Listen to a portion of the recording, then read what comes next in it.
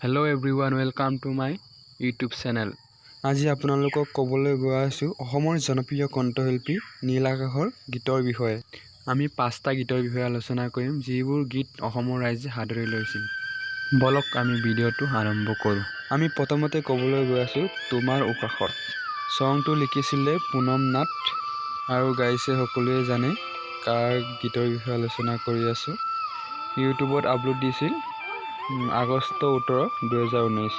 19 million 5 lakh এতিয়ালৈকে views পাইছে আৰু নীল আকাশৰ গীতবোৰৰ ভিতৰত এইটো 5 নম্বৰ স্থানত আছে। এতিয়া আমি ক'বলৈ গৈ আছো নীল আকাশৰ গীতবোৰৰ ভিতৰত 4 নম্বৰ স্থান থকা গীতটোৰ বিষয়ে অলপ কথা জানি লওঁ আহক। গীতটো হৈছে ঈশ্বৰৰ এলবাম বিহুৱান। লিৰিক্স কৰিছে লুইট নীল আৰু ইউটিউবত আপলোড দিছিল 26 ফেব্ৰুৱাৰী 2020 চনত। এতিয়ালৈকে 21 মিলিয়ন 2 লাখ মানুহে ইউটিউবত উপভোগ কৰিছে ভিডিঅ'টো।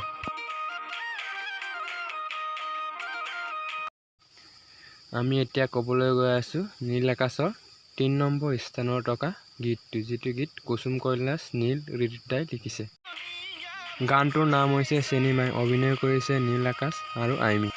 ইউটিউবত আপলোড দিছে 29 মাৰ্চ 2018 আৰু এতিয়ালৈকে ভিউজ পাইছে 22 মিলিয়ন 7 লাখ মানুহে ইউটিউবত উপভোগ কৰে।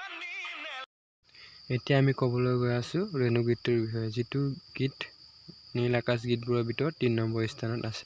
মোৰ গা বেয়া স্ক্ৰীনত ৰেণু গীতটোৰ বিষয়ে আপোনালোকক জনাই দিছোঁ।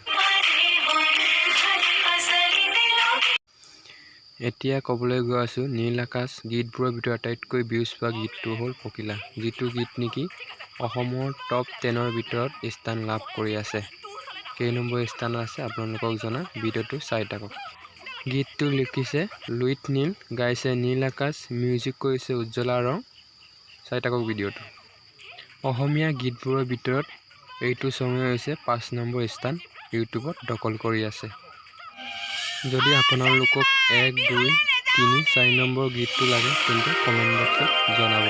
অসমৰ ভিতৰত আটাইতকৈ জনপ্ৰিয় গীতবোৰৰ ভিতৰত